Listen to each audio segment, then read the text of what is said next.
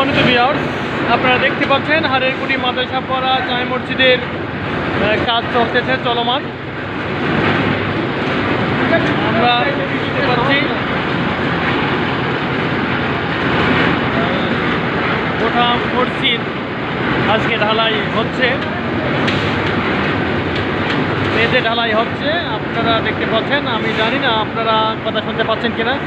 এখানে একটা মেশিন চলতেছে, এই জন্য মেশিনটা চলার কারণে শব্দ হচ্ছে।